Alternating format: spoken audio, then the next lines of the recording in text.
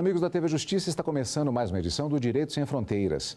Um levantamento da Unesco revela que quase 16 milhões de meninas no mundo entre 6 e 11 anos possivelmente nunca chegarão à escola. O número é 2 vezes maior que o de meninos.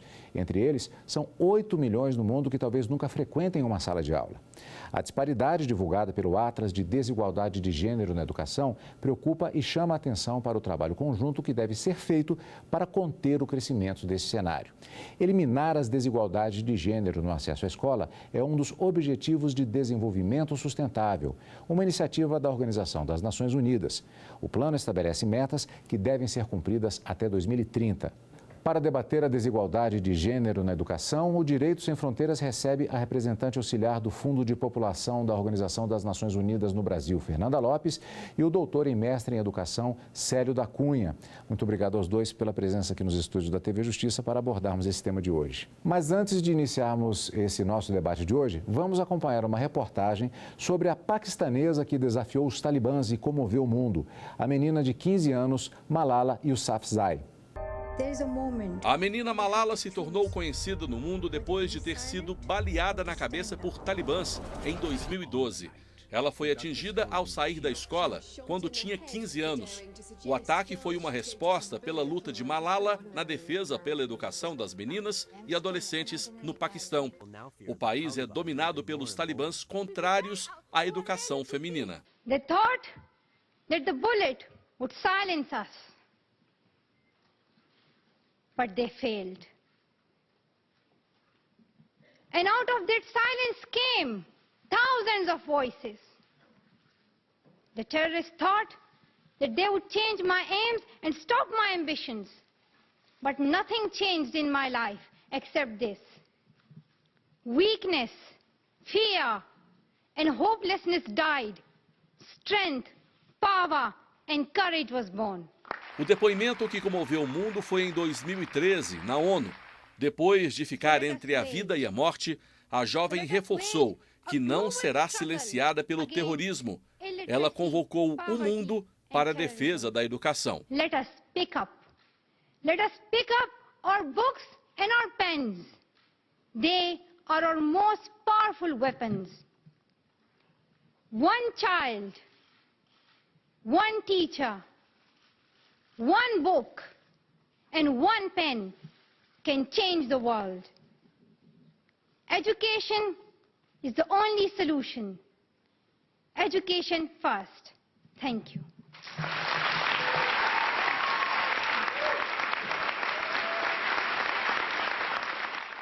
Existem milhares de Malalas no mundo e eu gostaria de começar perguntando, mais uma vez agradecendo a presença do professor Célio e da doutora Fernanda aqui conosco, mas um ponto específico com relação a essa questão dessas meninas que são representadas em todo o mundo pela Malala. Há também um relatório recentemente divulgado exatamente pelo Fundo de População da Organização das Nações Unidas, que eu gostaria até de mostrar aqui. Existem as duas versões, nós temos o folheto e também o relatório que está aqui na sua versão em inglês, como 10, o título é 10, exatamente esse ponto é importante, como o nosso futuro depende de meninas nessa idade decisiva. Esses dados, eles se complementam àqueles que nós citamos no início do programa agora, da Unesco, com relação a pelo menos 16 milhões de meninas em todo o mundo que poderão não ter acesso, mas esse universo é maior ainda, havendo uma flutuação de acordo com a própria localização no mundo. Que dados a mais esse relatório acrescenta àquelas metas que devem ser cumpridas até o ano de 2030 para que nós não tenhamos, ou melhor, para que as Malalas que existem no mundo não passem por situações como essa e até muito piores que acontecem em todo o mundo? Bom, Cadu, primeiro, muito obrigada pelo convite e o relatório, os dados do relatório mostram que a população mundial de crianças com até 10 anos de idade hoje são cerca de 125 milhões. Somente as meninas, 60 milhões.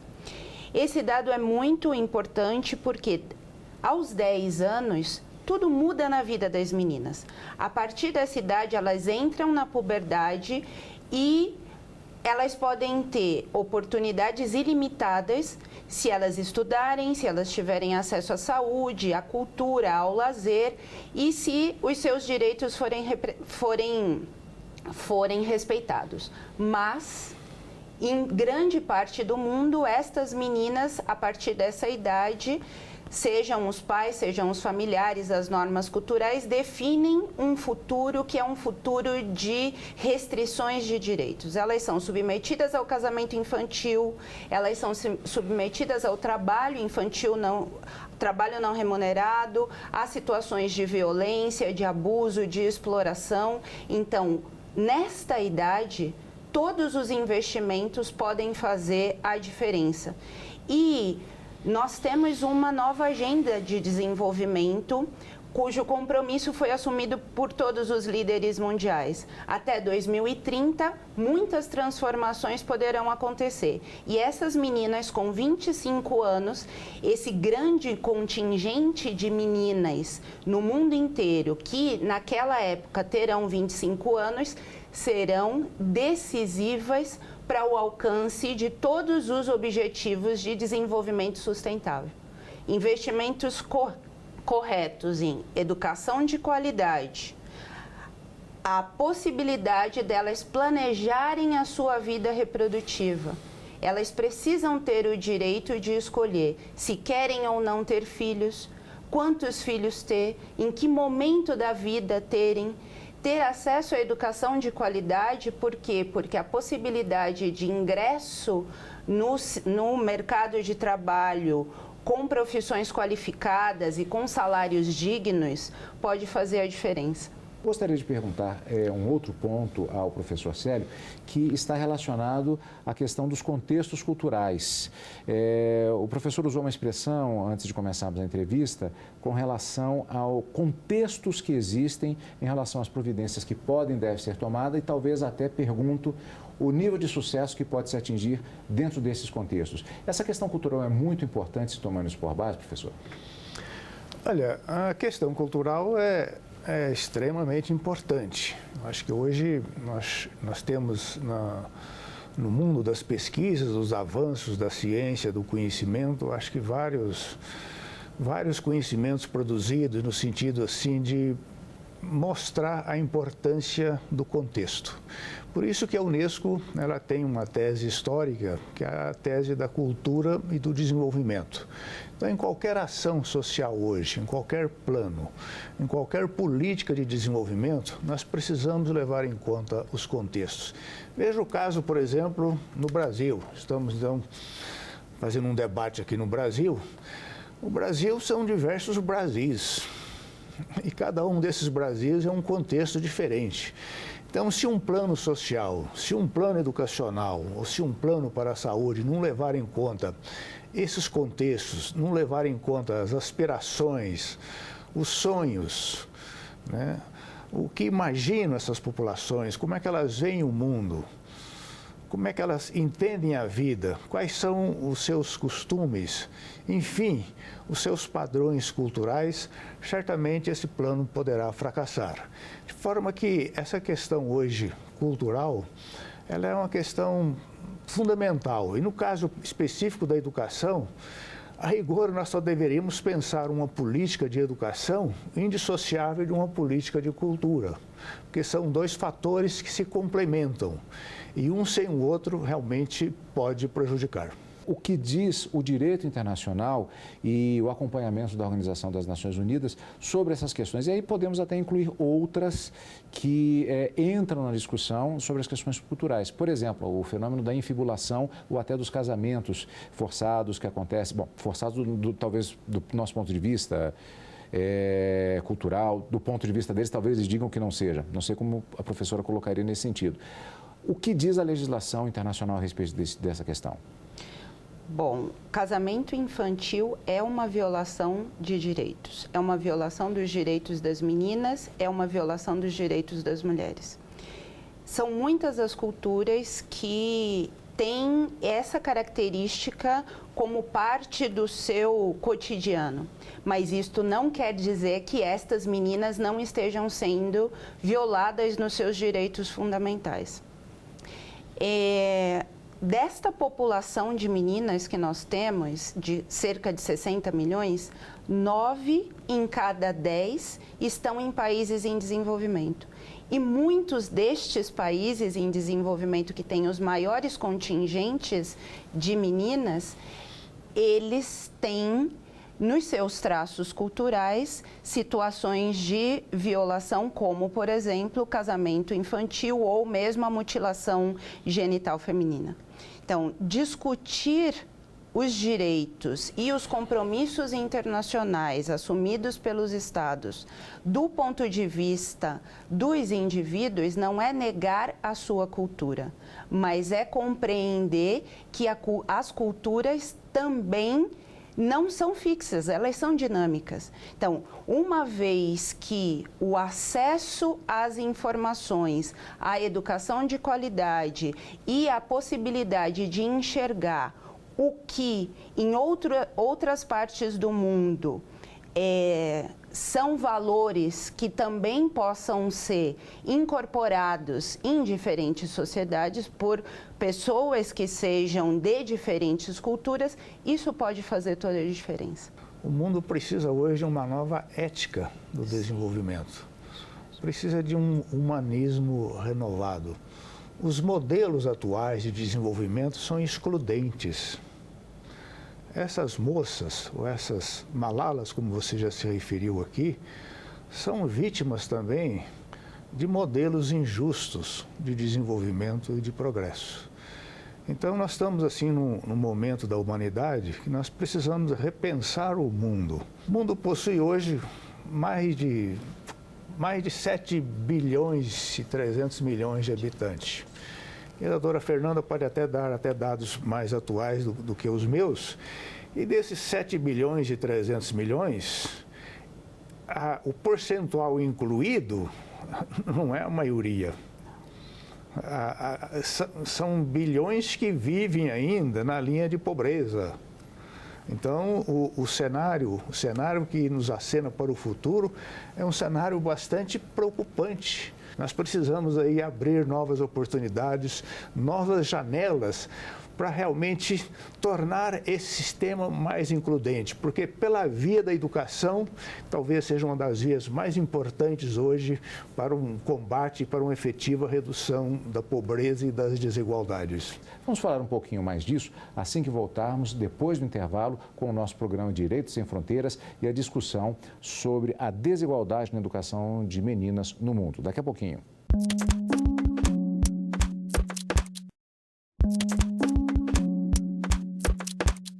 A falta de acesso à educação de meninas no mundo. Quais os efeitos provocados pela desigualdade de gênero?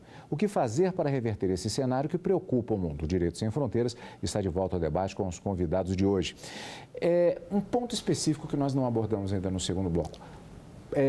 De certa maneira, em relação às questões culturais e que fazem com que as meninas acabem sendo tratadas muitas vezes como objeto até de casamentos forçados, mas por que essa diferença tão grande, de qualquer maneira, em relação especificamente às meninas, em contextos culturais que, na verdade, são às vezes até muito diferentes? Bom, a maioria dos países tem um índice muito elevado de desigualdade de gênero. Os direitos das mulheres e das meninas são considerados por muitos países são secundarizados, não são reconhecidos como direitos fundamentais. Então, existe uma grande diferença que impõe a essas meninas um lugar hierarquizado dentro das sociedades e num patamar que é de um cidadão de segunda categoria, né? Quando nós falamos de desenvolvimento, e isso acho que vale muito, é muito importante que a gente possa ressaltar, o professor Célio colocou isso no bloco anterior, o direito ao desenvolvimento é o direito de ter as suas liberdades fundamentais ampliadas. Quando nós falamos que países cujas coortes de meninas com até 10 anos tendem a ser mais pobres em todo o mundo, por quê? Porque essa população está naquilo que a gente chama da razão de dependência. Então, os investimentos para transformar estas realidades destas meninas e o cumprimento de alguns acordos internacionais são essenciais. Eles, como nós conversamos fora, né, durante o intervalo, nem sempre são leis vinculantes, nem sempre os países são cobrados literalmente por aquilo que não sofrem sanções, né? Quando deixam de garantir o direito de acesso à educação para meninos e para meninas, mas para meninas em especial. No entanto, os Estados-membros das Nações Unidas assumem compromissos. E estes compromissos, sejam o Programa de Ação do Cairo, que foi assumido em 94 e revisado agora em 2014, cuja agenda não completa, a agenda incompleta foi incorporada nos ODS, o Programa de Ação de Beijing, mesmo o Pacto Internacional de Direitos Econômicos, Sociais, Culturais e Ambientais, que tem a educação como parte essencial das transformações. Os Estados-membros assumiram um compromisso e devem ser monitorados em relação ao cumprimento dessas metas, devem prestar contas às sociedades, né? Então, mas isto não minimiza toda a discussão sobre o reconhecimento, a proteção e a efetivação dos direitos de meninas, de adolescentes, de jovens, de mulheres. Professor? A doutora Fernanda coloca uma outra questão, acho que vem a propósito, assim, que pode levar o debate por uma questão mais macro, né? Veja bem o seguinte, quando ela toca na questão dos direitos humanos, né? Há um dado interessante na evolução, assim, do direito humano, dos direitos, na evolução da cidadania, na evolução da própria democracia, que é o seguinte, historicamente, né, uma democracia nunca declara guerra a outra. Você pode observar, sempre uma é ditadura. Então, nós temos, pela via da educação democrática, um notável caminho para percorrer por toda a sociedade, pela família, pela escola, a participação social, enfim, a via do diálogo. E por que isso é fundamental? O século XX foi um século assim, onde a criança teve assim, quase que uma redescoberta, porque historicamente, mesmo na história das ideias pedagógicas, a criança, só num determinado momento da história que começa a aparecer a criança. Mas o século XX avançou muito nos direitos da criança e da mulher. Uhum. O século XXI é um século de uma luta mundial pela universalização da cidadania.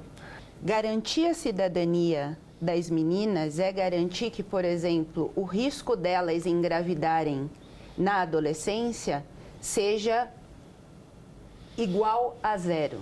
E como é que a gente pode fazer isso? Com educação em sexualidade, com educação e construção de habilidades para a vida. Quando, aqui no Brasil, por exemplo, nós sabemos que a cada 5 nascidos vivos, pelo menos um, é filho de uma menina de até 19 anos de idade. Muitas destas meninas que são mães com idade inferior a 19 anos, em especial de 10 a 14, a proporção de nascimentos de crianças, filhos de meninas de 10 a 14, tem aumentado. Então, aqui tem elementos relacionados ao abuso, à violência, normalmente violência intrafamiliar, à exploração sexual, porque quando crianças são exploradas sexualmente, o risco de gravidez aumenta. Mas essas meninas, muitas que têm filhos na adolescência, elas já estão, quando engravidam, estão fora da escola. Então, discutir a qualidade da educação à qual elas estão tendo acesso é essencial e pode fazer toda a diferença. Entre as meninas no Brasil e no mundo inteiro que não estão nem trabalhando e nem estudando e que têm mais de 18 anos, a maioria tem pelo menos um filho, mas estavam, repito, fora da escola, já fora da escola, quando engravidaram. Então, pensar como transformar essa realidade, como garantir que elas possam ter acesso à informação, a serviços, a métodos contraceptivos que sejam adequados à sua fase do ciclo de vida, ao seu processo de desenvolvimento, mas, sobretudo, como comprometer a sociedade para a proteção e o reconhecimento destas meninas, também dos meninos, como sujeitos de direito. Falamos no final do bloco anterior, fazendo a citação ao Boko Haram, que é uma das formas de resistência a essa visão de educação do ponto de vista ocidental, como é colocado a partir daquela, não é propriamente uma discussão, mas atentados terroristas que acontecem na região. Haveria aí um círculo virtuoso a ser estimulado, ou seja, por meio da redução dessa desigualdade de gênero na educação, se dando cidadania para essa grande população de crianças que serão adultos no futuro. Quanto mais educados essas crianças forem, essas mulheres forem, também os rapazes, isso fará com que esse tipo de resistência gradativamente seja quebrado e em 2030 nós poderemos ter uma situação melhor em termos gerais, com efeitos em todas essas questões culturais que estamos colocando aqui também. Seria mais ou menos essa a ideia que está sendo colocada pela Organização das Nações Unidas, tanto no Fundo da População quanto também pela Unesco. Seria esse o resumo da intenção que nós temos para esse século XXI? Olha, eu acho. Mesmo quando a escola não é muito boa, o simples fato da criança adentrar os bancos escolares já começa a mudar a cabeça. O poder da educação aí é fantástico, muda a cabeça. Então nós temos, assim, pela via da educação, um caminho assim para atingir aquele ponto que você se referiu, sair do círculo vicioso e entrar num círculo virtuoso, realmente é garantir escola para todas as crianças e todos os jovens, acho que do mundo inteiro. Esse continua a ser um dos caminhos privilegiados. E como o professor Célio coloca aí, o relatório sobre a situação da população mundial de 2016 fala exatamente isso. Que se os países investem em garantir que as meninas permaneçam na escola, prioritariamente preferencialmente até o nível secundário, o fim do ensino secundário, mas que sejam a cada ano que a menina se mantém na escola, a chance de transformação da realidade da sua família, da sua comunidade e do seu país aumenta. Existe até no relatório uma estimativa de quanto que investimentos para manter meninas em alguns países até o ensino secundário, investimentos de $10 mil, por exemplo, representam para o PIB daquele país, quando ela chegar aos 25 anos, representarão cerca de 4 vezes mais o investimento que foi feito para ela se manter na escola. Então, o desenvolvimento, o crescimento econômico e essa nova ética de cidadania inclusiva, produtiva, que não deixe ninguém para trás, a Agenda 2030 de Desenvolvimento Sustentável, ela se propõe, convoca o mundo a promover desenvolvimento sem que ninguém seja deixado para trás. E um fenômeno, Carlos Eduardo, que está ocorrendo hoje no mundo, assim, de proporções assim, quase que incomensuráveis, assim, né? Porque hoje nós falamos muito em globalização econômica, mas hoje está existindo também uma globalização do protesto. As crianças e jovens, todos nós, hoje nos comunicamos em escala mundial. As novas tecnologias disponíveis estão colocando todas as culturas em diálogo. Uma criança de favela hoje de São Paulo, do Rio de Janeiro, já se comunica com crianças indianas ou da China. Esse é um fenômeno, assim, realmente difícil imaginar as implicações. E eu acho que este fenômeno que deve alertar aí as elites mundiais, as elites que governam o mundo hoje, que nós precisamos pensar na urgência de incluir todo mundo em padrões mínimos de desenvolvimento. E o tempo, ele urge. 2030 é uma data que parece longa, parece que está muito à frente no tempo, mas na verdade não é tanto assim. Muito obrigado pela participação de ambos. O nosso Direito Sem Fronteiras de hoje vai ficando por aqui. Nós conversamos sobre a diferença, a desigualdade de gênero na educação e os problemas que isso acarreta em todo o mundo. E sobre esse tema, nós conversamos com a representante auxiliar do Fundo de População da Organização das Nações Unidas do Brasil, Fernanda Lopes, e o doutor e mestre em educação, Célio da Cunha. Mais uma vez, muito obrigado pela presença.